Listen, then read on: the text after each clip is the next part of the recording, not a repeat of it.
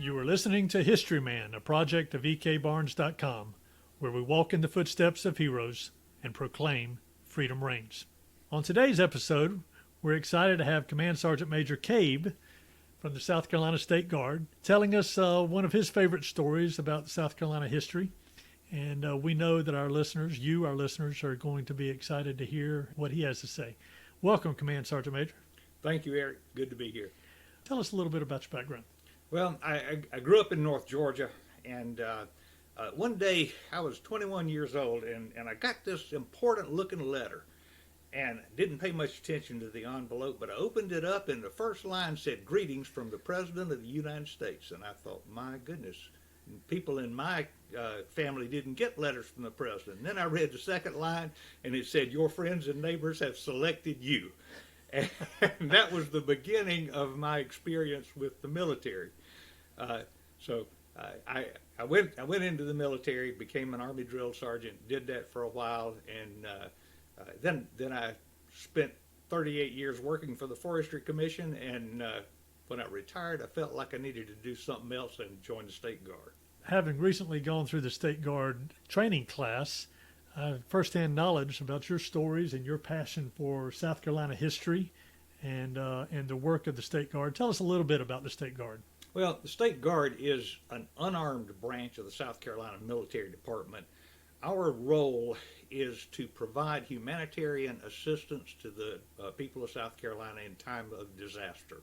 And usually that is hurricanes, tornadoes, ice storms. Just last year, we have been heavily involved in dealing with the COVID-19 pandemic. The South Carolina State Guard can actually trace their history all the way back to the 1600s. Is that correct?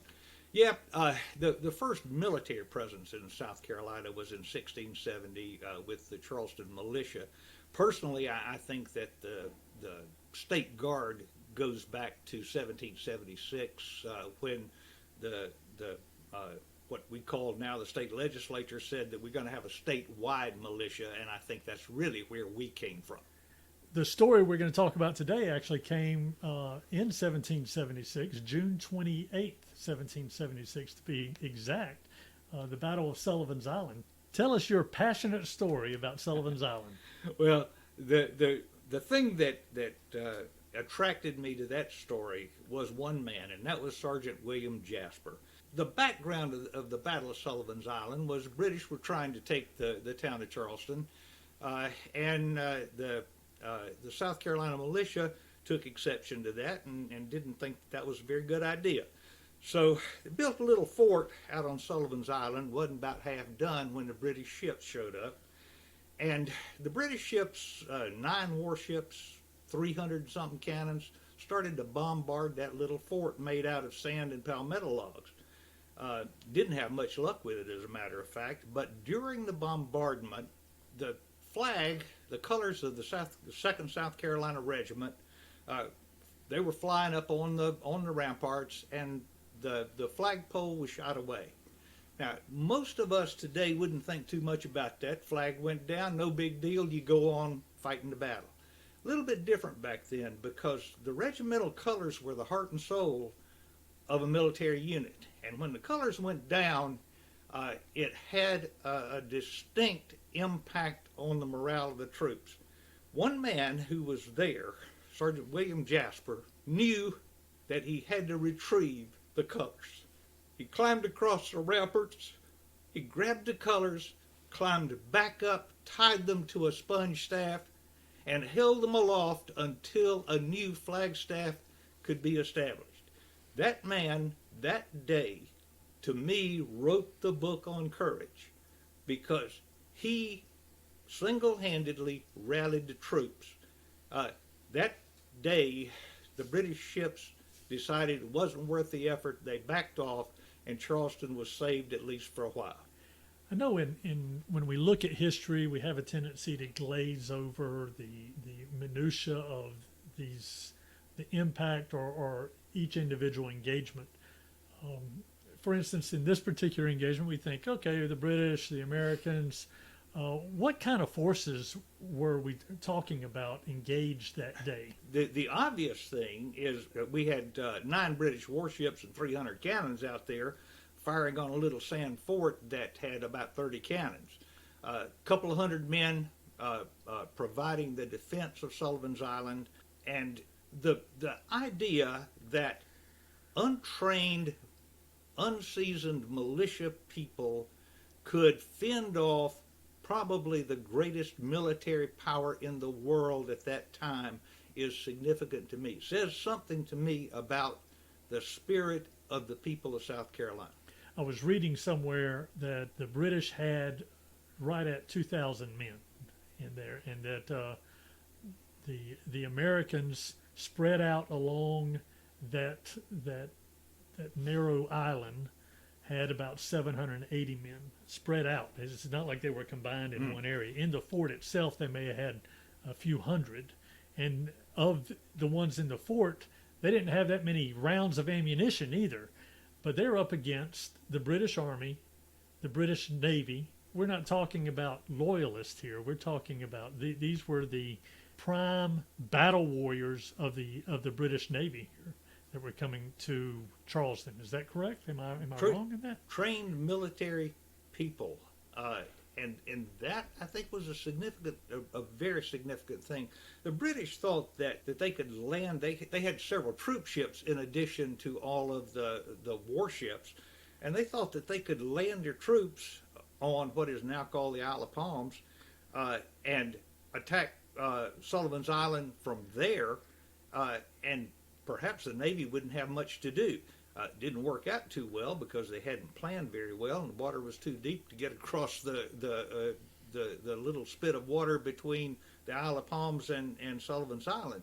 It was, to me, a major defeat for the British military, because we're talking about odds and ends militia troops, citizen soldiers who were facing down trained military people. Let's talk a little bit about that. Richard Lee came in and surveyed the fort and surveyed the defenses of Charleston and was talking to General Moultrie at that time. What was his view on what should happen at Fort Sullivan? Well, the Continentals felt like that Sullivan's Island should be abandoned entirely.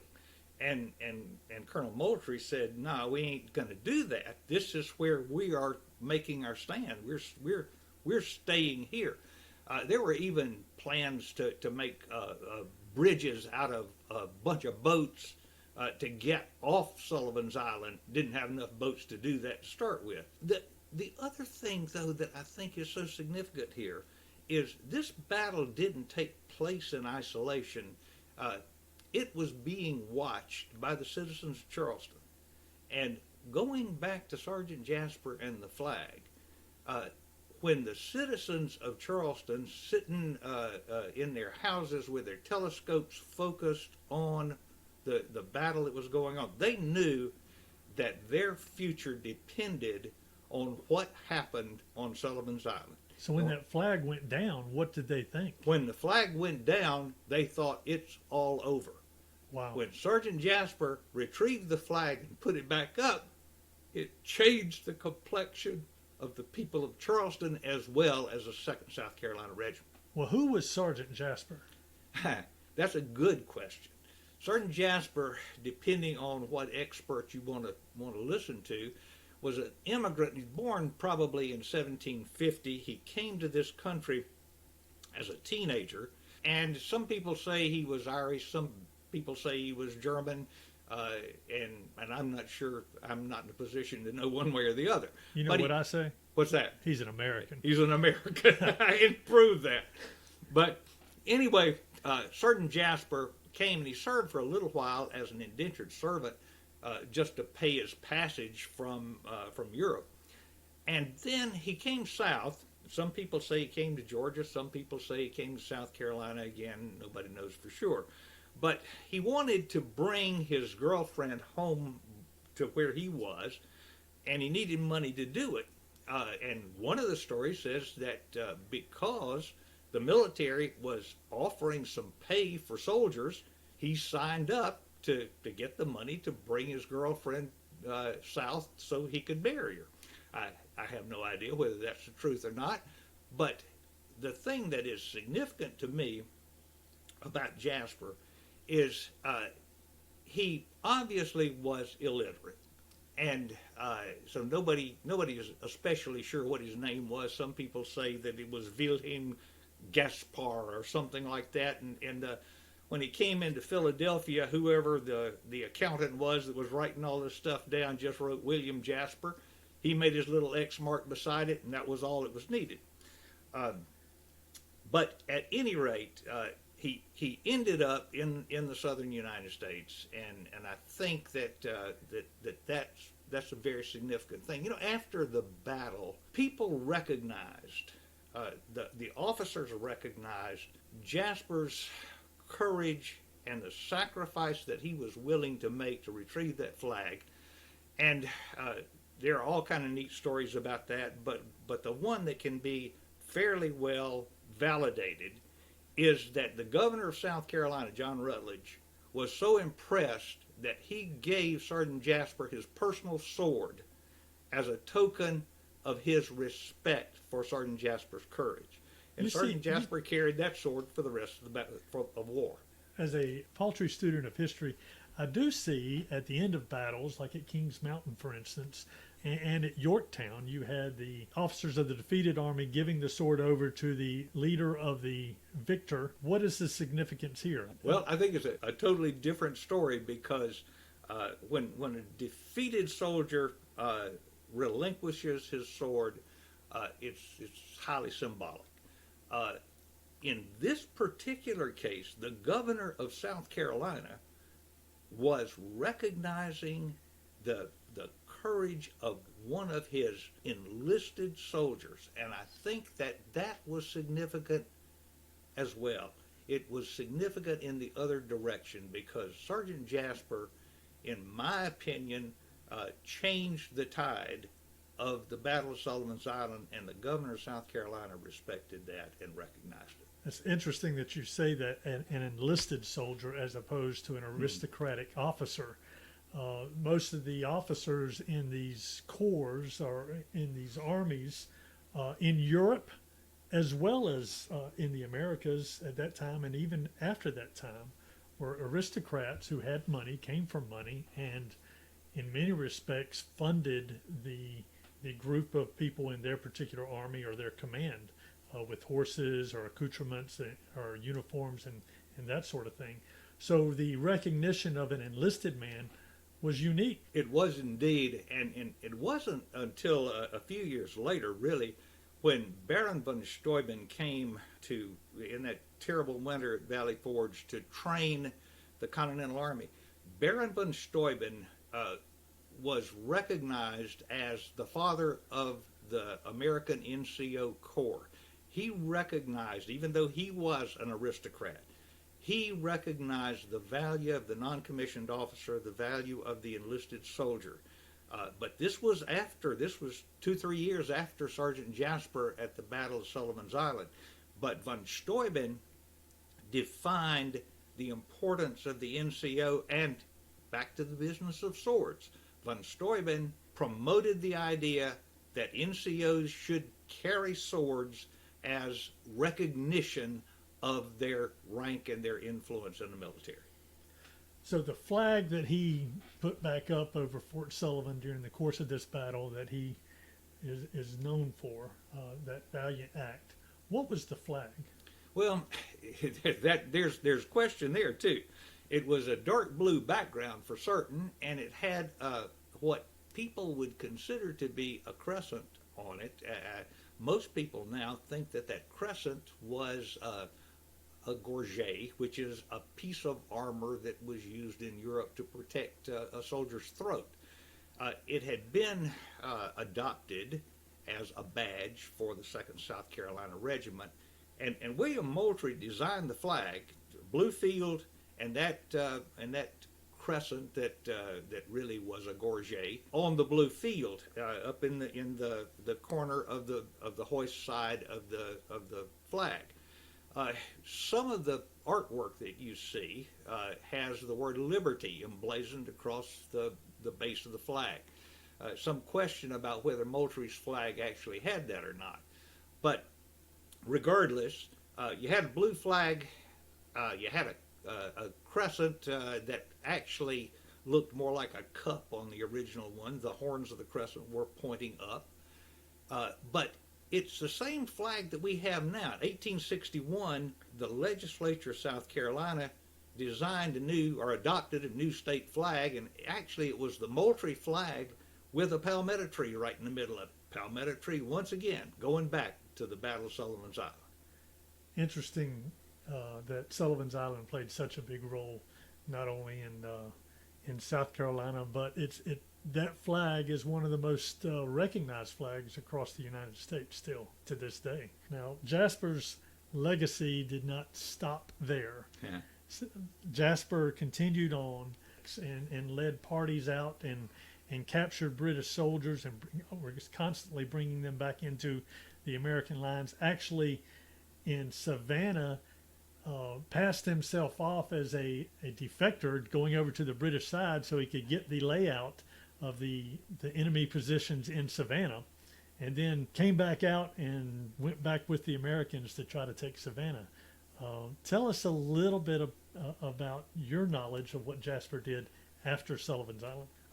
One of the stories is that he was offered a commission as an officer, and he turned it down. I'm not sure how valid that is, but he was given what was called a roving commission, which allowed him to pretty much select his own troops, and usually he would have small bands of a half a dozen, 8 or 10 people, and make forays into the British lines to either take prisoners or scout situations or whatever. And like you said a minute ago, he was sort of a double agent, because at one point he passed himself off as a defector, stayed with the British for a couple of weeks, gathering all the information he could. Then he slipped out again and came back to report that to his headquarters.